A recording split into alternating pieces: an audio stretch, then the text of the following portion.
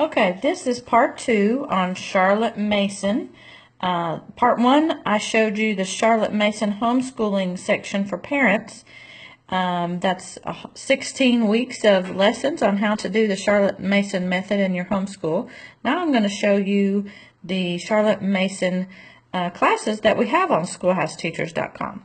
So we're going to go to Focus Learning Centers. See, I go to Resources and then Focus Learning Centers, and it's going to take me to a button that says Charlotte Mason Learning Center, and here it lists all of the classes that we have for Charlotte Mason. Now, many of our art classes are closely aligned with Charlotte Mason because they're very hands-on. So here we have A Century of Art, Art Appreciation, South African Art, Art Techniques, Art the Timeless Treasure, Learning About Art, and Studio Art for Teens. And these two are really neat. They are written by the same lady. And this one is for elementary, and this one is for teens.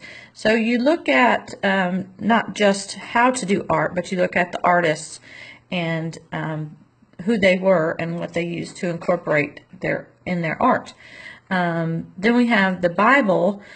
Pretty much all of our Bible classes, since you actually do read a living book, they are considered Charlotte Mason.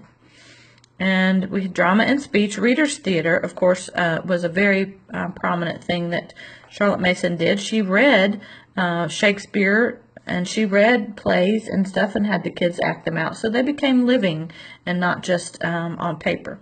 We have several electives: heritage crafts, homesteading, and whole foods cooking with Sue Gregg. Those are all good for hands-on learning, how to be healthy and how to grow your own food, different things like that, make crafts.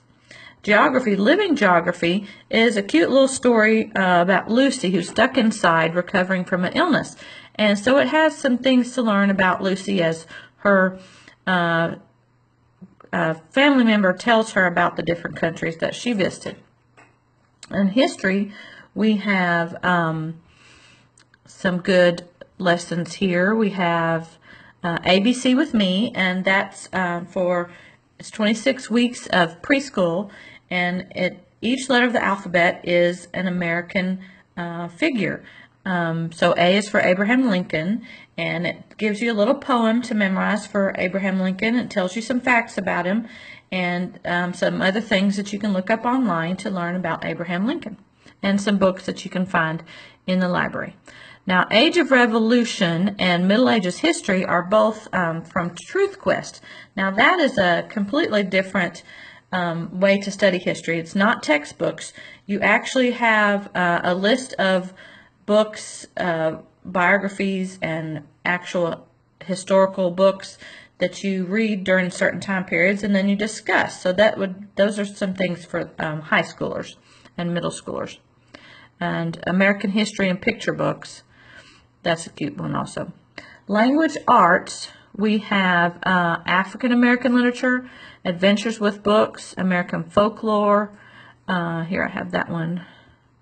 American folklore, you don't just hear the stories. American folklore, of course, has to deal with the folk that you're learning about. So you hear the stories, poems, and songs, but you also learn about the people that wrote them. So that's the Charlotte Mason, the way that incorporates it there. You don't just look at the literature itself, you look at what made the people write them. And it gives a sense of identity and purpose and helps understand the historical figures a little more. Here's a sample. How folklore develops. And so it gives you some little expressions and things that you never thought about, but then you have to learn where they came from. Now the next one I want to show you is,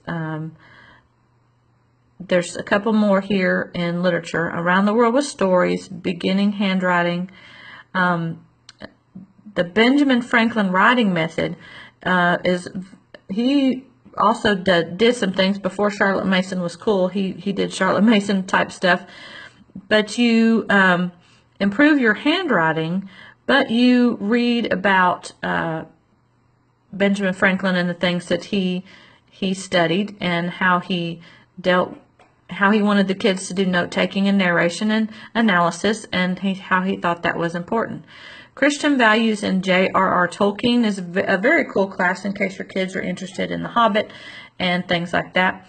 Essay Writing 101, Everyday Copywork. Now here's what I was talking about, that they take, you can do print and cursive, but it takes excerpts from literature, foreign language, maybe poetry, Shakespeare, the Bible, all kinds of different topics and subjects that you can copy. So not only are you practicing your handwriting, you are reading living books.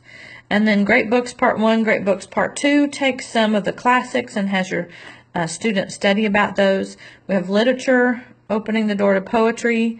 This is the reading list, the monthly reading for families. Schoolhouse Spelling, we've talked about several times, that it takes spelling words from an actual excerpt of literature or the Bible. And my kids do that. Selected Works of Charles Dickens, Worldviews in Literature. Math, here's a couple of things that will help you be hands-on if your kids are having trouble.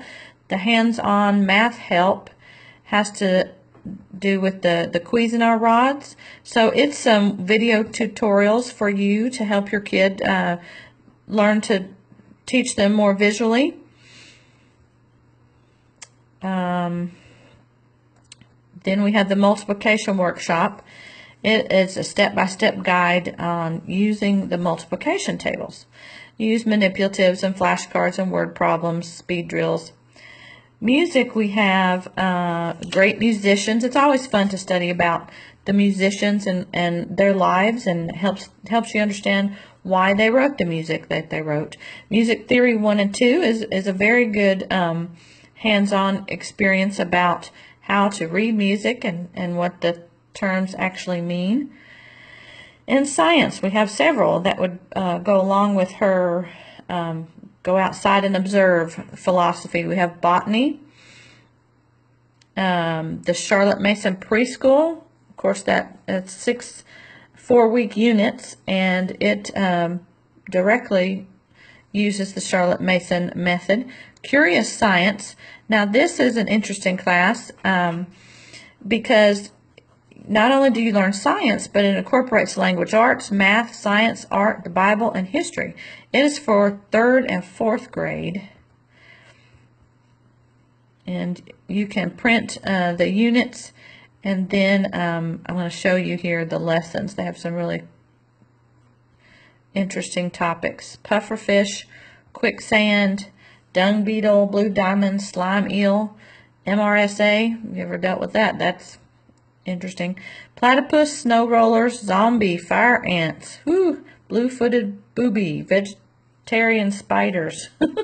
All kinds of stuff here that kids would be very interested in. A couple of other science things we have. Daily Discoveries. That's just a series of ongoing unit studies that explore certain things that you might encounter, some even where you live. Each environment is studied for 4 weeks. It has reading material, vocabulary, math, writing prompts, and an activity. So a lot of the science with Charlotte Mason, you also incorporate the other subjects into it also. Exploring God's World, we have kindergarten, 1st grade, 4th grade, and 5th grade. And that would be very hands-on, has experiments, does have some text, but it has things that you can go out and do in your world. Social Studies, Stories of Great Americans for Little Americans. This brings history to life, and it would be like little mini biographies that you could read with your kid, and helps them learn about geography, improve reading comprehension, and foster creativity through hands-on projects. Well, that's just some of the classes that we have on schoolhouseteachers.com that deal with the Charlotte Mason method. I hope this has been helpful to you. Have a great day.